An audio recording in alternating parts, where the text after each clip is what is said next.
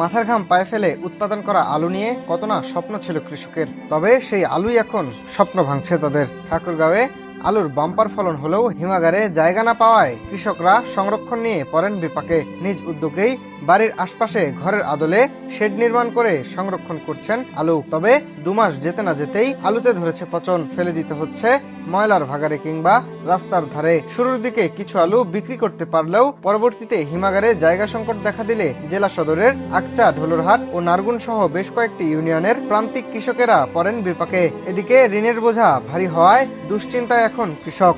আলুর তো কৃষকের অবস্থা খুবই খারাপ, খুব শোচনীয়। তার মানে আলুর বাজার নাই, আমরা আলু অন্যান্য বছর নাই, এবার আমাদের আলু পচেও যাচ্ছে, প্লাস দাম নাই।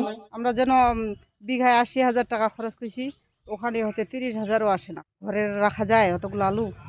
যেমন পচে একদম খারমা বাঁধে, ওগুলা হচ্ছে ঢাকি বা এতে ভার করে ফেলে দিই। আলু করতেছে কিন্তু আলু তো বিক্রি হয় না, দাম নাই। আলু ডিগিতে ফেলে দেয়, রাস্তায় ফেলে দেয়। যদি কৃষি অফিস থেকে যদি আমাদেরকে কিছু সহযোগিতা করতো, যে আপনারা এইভাবে আলু রাখেন বা এইভাবে এটা কাজ করেন, কৃষি অফিস থেকেও আমাদের কোনো সহযোগিতা নেই। যার কারণে আমরা এখন আলু অনেক বাসায় এনে রাখছি, তো কিছু দামের আশায়। তো এখন দেখতেছি যে আলু আর আমাদের আগের মতো টিকতেছে না বা নষ্ট হয়ে যাচ্ছে বেশি, যার কারণে আমরা ক্ষতিগ্রস্ত। এটা যদি সরকার প্রথম থেকে উদ্যোগ নিত, আলুগুলো বিদেশে রপ্তানি করার কোনো ব্যবস্থা করতো। যেহেতু আলু উৎপাদন আমাদের দেশে আলু উৎপাদন বেশি হয়, সেই অনুযায়ী যদি আলু সংরক্ষণ করার কোনো ব্যবস্থা রাখতো, মানে সংরক্ষণ করার ব্যবস্থা আছে কিন্তু আমাদের তুলনামূলকভাবে কম। যদি সেরকম তুলনামূলকভাবে রক্ষণাবেক্ষণ করার ব্যবস্থা থাকতো, তাহলে আর আলু আজকে এই পরিস্থিতি হতো না।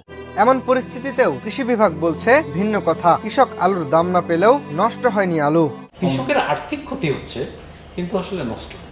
এখন পর্যন্ত আলুটা কৃষকের বাড়িতে সংরক্ষিত আছে। এটা নষ্ট হওয়া শুরু হবে যখন হেভি বৃষ্টি শুরু হবে, তখন কিন্তু নষ্ট হবে।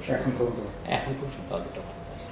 আমরা খবর নিচ্ছি, আমাদের কৃষকরা মানে আমাদের উপসহকারী কৃষি অফিসার বা উপজেলা পর্যায়ে আমাদের যে সমস্ত লোকজন আছে, তাদের মাধ্যমে আমরা খবর নিচ্ছি যে এরকম কোনো তথ্য আমাদের কাছে আসে না এখন পর্যন্ত নষ্ট হয়। কৃষক কিন্তু আলু নষ্ট করতেছে না, প্রয়োজনে হচ্ছে যে তার গরুকে খাওয়াচ্ছে, কিন্তু হচ্ছে যে আলুটা নষ্ট হচ্ছে। এবারে 27,000 হেক্টর জমিতে আলুর আবাদ হয়েছে। উৎপাদন হয়েছে প্রায় 8.5 লাখ টন আলু। জেলায় 17টি কোল্ড স্টোরের ধারণ ক্ষমতা প্রায় 1.5 লাখ টন আলু। Minhaj Alam, north capital news, Thakurgaon.